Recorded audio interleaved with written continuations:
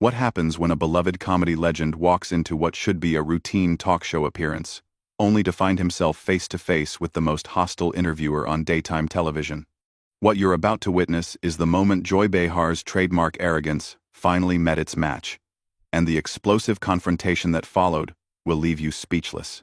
This is the interview that ended with Joy Behar storming off her own show, but the build-up to that moment is even more shocking than you think. Make sure to hit that subscribe button and drop a comment below because you won't believe how this unfolds. The View's studio buzzed with its usual pre-show energy as Adam Sandler settled into the guest chair, his familiar easy smile warming the room. The audience seemed genuinely excited to see the comedy icon, their applause enthusiastic and genuine. But as the cameras rolled and the red recording light flickered on, something in Joy Behar's demeanor immediately set a different tone. "So Adam," Joy began, her voice carrying that sharp edge viewers knew all too well, "I have to ask about your latest movie. I mean, really? Another juvenile comedy? At your age, don't you think it's time to grow up and make something with actual substance?" Adam's smile faltered slightly, but he maintained his composure. "Well, Joy, I make movies that make people laugh. I think in times like these, people need something to smile about. You know? Comedy has always been about bringing joy to folks who might be having a tough day." "Joy to folks," Joy repeated mockingly, emphasizing his choice of words. "That's interesting, coming from someone whose idea of humor is fart jokes and putting on funny voices. I mean, when was the last time you made a movie that actually said something meaningful about the world we live in?" The other hosts shifted uncomfortably in their seats. Whoopi tried to interject with a diplomatic comment, but Joy bulldozed right over her. "No, I'm serious," Joy continued, her voice rising slightly. "We have real problems in this country, Adam. Climate change, political division, social justice issues, and here you are making millions off the most basic, lowest common denominator entertainment. Don't you feel any responsibility to use your platform for something more important?" Adam took a measured breath, his famous laid-back demeanor still intact but showing the first signs of strain. "Look, Joy, I understand you have strong feelings about this, but I think you're selling both comedy and audiences short. When a kid laughs at one of my movies, when a parent gets to forget their stress for an hour and laugh with their family, that matters. That's meaningful." "Oh, please," Joy scoffed, actually rolling her eyes on camera. "That's just Hollywood spin. You're making mindless content that dumbs down society. Kids should be learning about important issues, not wasting their time on your infantile humor." The tension in the studio was becoming palpable. Even the production crew behind the cameras looked uncomfortable as Joy's attack continued relentlessly. "And another thing," Joy pressed on, clearly warming up rather than winding down. "Your movies consistently portray women as objects or one-dimensional characters. How do you justify perpetuating these harmful stereotypes in an era where women are fighting for equal representation?" Adam's jaw tightened almost imperceptibly. "Joy, with respect, I think you're mischaracterizing my work. I've worked with incredibly talented female comedians and actors. Many of my movies have strong female characters, and I've always tried to create roles that showcase women's comedic talents. Name one?" Joy shot back immediately, leaning forward aggressively. "Name one movie where the woman isn't either the nagging wife, the unattainable love interest, or the butt of the joke." "Well, in Grown Ups, Maria Bello and Salma Hayek both had substantial roles where they were equal partners to their husbands in the story. In Billy Madison, Bridget Wilson's character was intelligent and independent. In Happy Gilmore, Julie Bowen played a successful professional who wasn't defined by her relationship with my character." Joy waved dismissively. "Those are supporting roles at best. Token characters to make your movies seem less sexist than they actually are. You're part of the problem, Adam. You have influence, you have money, you have power, and what do you do with it? You make movies about golf and football and man-children who refuse to grow up. The audience was beginning to murmur, some clearly uncomfortable with Joy's increasingly hostile tone. Adam glanced briefly at the other hosts, perhaps hoping for some intervention, but they seemed frozen by the intensity of Joy's attack. "I think," Adam said carefully, "that entertainment and activism can coexist without one invalidating the other. My job is to entertain people, and I take that seriously. But that doesn't mean I don't care about important issues or that I'm somehow damaging society by making people laugh." "Your job," Joy interrupted, "is whatever you choose it to be. And you've chosen to be part of a system that keeps people distracted from real problems while making yourself rich in the process. That's not entertainment, Adam. That's exploitation." The words hung in the air like a challenge, and for the first time since the interview began, Adam Sandler's famous smile completely disappeared. Something had shifted in his expression, a hardening around the eyes that suggested Joy Behar had finally pushed too far. "You know what, Joy?" Adam said quietly, his voice carrying a weight that made everyone in the studio lean in slightly. "I think we need to talk about exploitation." The studio fell silent as Adam's words registered. Joy's confident smirk wavered for just a moment, sensing that the dynamic was about to change completely. "Exploitation," Adam repeated, his voice steady but carrying an unmistakable edge. "Since you want to talk about using platforms responsibly, let's examine your track record, Joy. You sit here every day on national television, claiming to speak for women and marginalized communities. But what do you actually do, besides tear people down?" Joy's eyes narrowed. "Excuse me? I've been fighting for progressive causes longer than you've been making movies. Adam, I don't need a lecture from someone who thinks putting on a dress for cheap laughs is peak comedy." "There it is," Adam said, leaning back in his chair with a knowing look. "The condescension. The assumption that you're morally superior to everyone else in the room. You want to talk about harmful representation? Let's talk about how you've spent years representing liberal women as angry, bitter, and judgmental." The other hosts exchanged alarmed glances. This had gone far beyond a typical heated discussion into genuinely dangerous territory. "How dare you?" Joy snapped, her voice rising to a level that made the studio audience visibly uncomfortable. "I represent real women, with real concerns about the direction of this country. Not everyone has the luxury of making jokes while the world burns around them. Real women," Adam repeated thoughtfully. "Tell me, Joy, when was the last time you actually listened to what real women want? Because in my experience, most women, like most people, appreciate being able to laugh. They appreciate entertainment that doesn't lecture them or make them feel guilty for enjoying themselves. That's because they've been conditioned by a patriarchal society to accept substandard content." Joy shot back. "It's internalized misogyny, Adam. These women deserve better than the garbage you're feeding them." Adam shook his head slowly. "Do you hear yourself? You just dismissed the opinions and choices of millions of women because they don't align with your worldview. You're literally saying that women who enjoy my movies are too stupid or too brainwashed to know what's good for them. How is that empowering? I'm saying they deserve content that challenges them intellectually rather than pandering to the lowest common denominator," Joy replied, but there was a defensive note creeping into her voice. "No. You're saying you know better than they do about what they should want, what they should enjoy, what they should think. That's not feminism, Joy. That's elitism disguised as activism." The audience was completely silent now, sensing that they were witnessing something unprecedented. Joy Behar, known for her quick wit and sharp tongue, seemed to be struggling to maintain her usual dominance. "I think," Whoopi finally attempted to interject, "maybe we should move on to discussing Adam's upcoming projects and give everyone a chance to cool down." "No," Joy said sharply, turning briefly to glare at her co-host before refocusing on Adam. "I want to hear more about how the man who made Jack and Jill thinks he understands feminism better than a woman who's been in this business for decades." Adam smiled then, But it wasn't his usual warm, goofy grin. It was something sharper, more calculated. Since you brought up Jack and Jill, let's talk about that. You're right, it wasn't my best work. It was silly. It was over the top.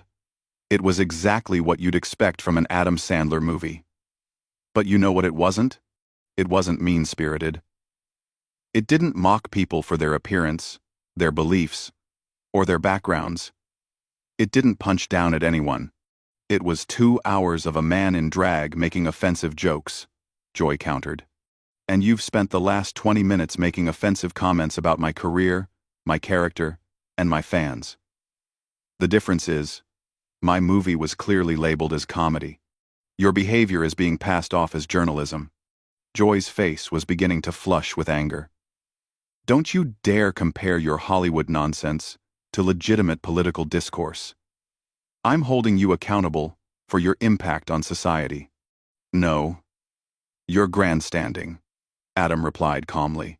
You're using me as a prop in your ongoing performance as the moral authority of daytime television. You don't actually care about my movies or their impact.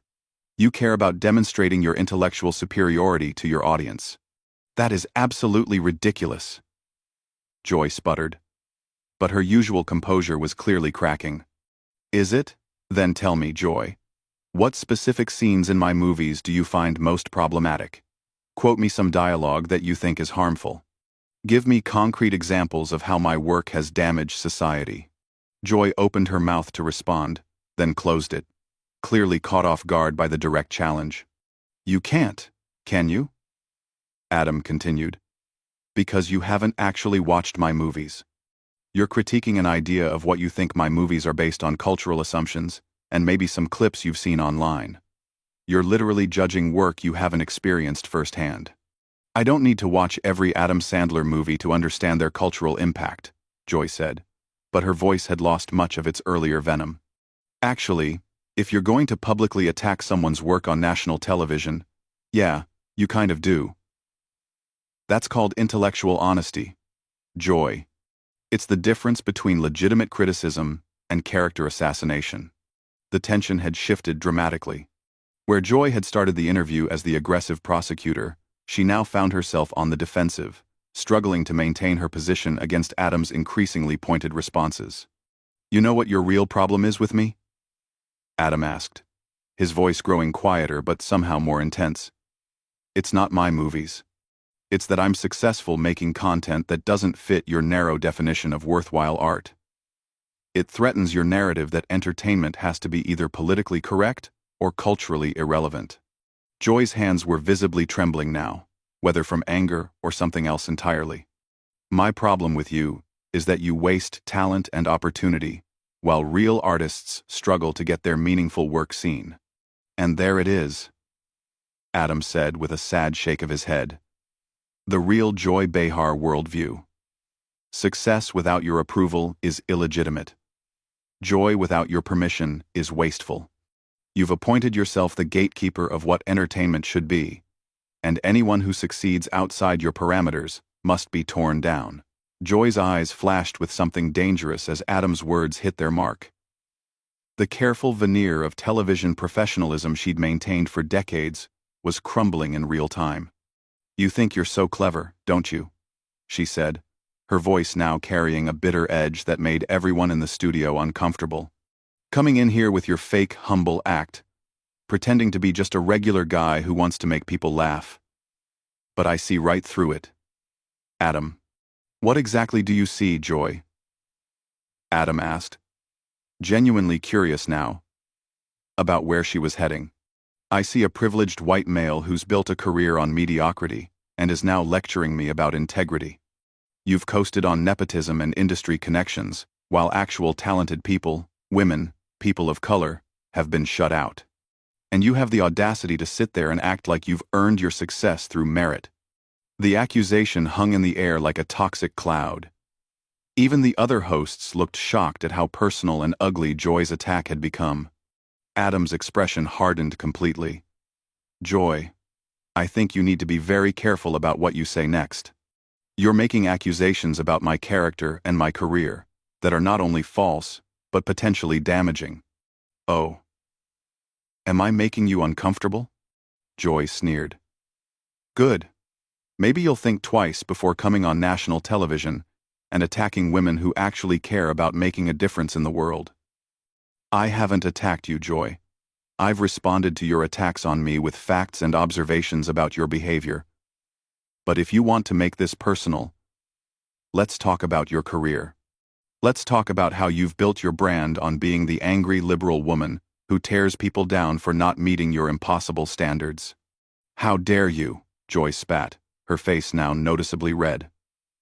I have spent my entire career fighting for progressive values, for women's rights, for social justice. What have you done besides make money off juvenile humor? I've made millions of people happy, Adam replied simply. I've given families something to enjoy together. I've provided work for hundreds of actors, writers, and crew members. I've donated quietly to charities without making it part of my public image. But most importantly, I've never used my platform to personally destroy people who disagree with me. You're destroying society with your mindless content, Joy shot back. But her voice was becoming shrill now. Desperate. No, Joy. You're destroying discourse with your toxic approach to disagreement. You can't handle the fact that someone just challenged your behavior, so you're escalating to personal attacks and unfounded accusations. This is exactly why people are tired of this kind of politics. Joy stood up abruptly from her chair, her movement so sudden that it startled the entire panel. I don't have to sit here and be lectured by someone who thinks Saturday Night Live reject sketches are high art. Nobody's making you stay, Adam said quietly, but his words carried clearly through the studio's sudden silence. What did you just say to me? Joy demanded, her voice rising to a near shout. I said nobody's making you stay. You're choosing to be here, just like you're choosing to behave this way. You're choosing to attack me personally, because you can't defend your position intellectually. You arrogant piece of trash, Joy exploded, completely losing control now. Who do you think you are coming into my house and disrespecting me like this? The audience gasped audibly. Sunny Hostin covered her mouth in shock. Sarah Haynes looked like she wanted to disappear into her chair. Even Whoopi, who had seen plenty of heated moments on the show, looked stunned by Joy's complete meltdown. Your house? Adam repeated, raising an eyebrow. This is a television studio, Joy, not your personal kingdom. And respect is earned through behavior, not demanded through position. That's it, Joy screamed, her voice cracking with rage. I'm done with this. I'm done with you. I'm done with this conversation. I'm done with pretending that people like you deserve a platform. She began fumbling with her microphone, her hands shaking with anger as she tried to remove it. Joy, please, Whoopi finally managed to interject. Let's just take a commercial break, and everyone can cool down. No, Joy snapped at her co-host. I'm not taking a commercial break. I'm not cooling down. I'm leaving. I will not sit here and be insulted by this Hollywood hack who thinks he's better than everyone else. I never said I was better than anyone, Adam said calmly, watching Joy's frantic attempts to free herself from her microphone. But I also won't sit here and be your punching bag while you work through whatever personal issues are driving this hostility. Personal issues? Joy whirled around to face him, her microphone still half attached, and creating feedback through the studio speakers. You think this is about personal issues? This is about principles. Adam, this is about caring about something more than box office, receipts, and celebrity status. This is about you being unable to handle someone disagreeing with you without having a complete emotional breakdown. Adam replied. And honestly, it's pretty sad to watch. Crom. That was the final straw. Joy yanked the microphone completely off, threw it down on the table where it landed with a loud thud, and pointed an accusatory finger at Adam. You know what? Fine. You win, Adam. You've successfully destroyed what should have been a simple interview about your latest forgettable movie. I hope you're proud of yourself. I hope your fans enjoy watching you bully a woman on national television. The only person bullying anyone here is you, Joy," Adam said, his voice remaining frustratingly calm in the face of her hysteria. "You started this by attacking my work, my character, and my fans. I simply defended myself. Whatever helps you sleep at night," Joy snarled, grabbing her notes from the table and storming toward the exit. "I'm done with this show. I'm done with this network that thinks giving platforms to people like you is acceptable journalism." As Joy reached the edge of the set, she turned back one final time, her face contorted with rage. "You want to know what exploitation really looks like, Adam? It's you exploiting the goodwill of decent people who think you're just a harmless entertainer while you spread your toxic masculinity and backwards values to their children." Adam shook his head sadly. "Goodbye, Joy. I hope you find whatever you're really looking for, because it clearly isn't in this studio." With that, Joy Behar stormed off the set of The View, leaving behind a stunned studio, a traumatized panel of co-hosts, and an audience that had just witnessed one of the most shocking meltdowns in daytime television history. The camera lingered on Adam Sandler, who sat quietly in his chair, looking more disappointed than victorious, as the reality of what had just happened settled over everyone in the room. The silence stretched on for what felt like an eternity, broken only by the sound of Joy's heels clicking angrily down the hallway as she made her exit.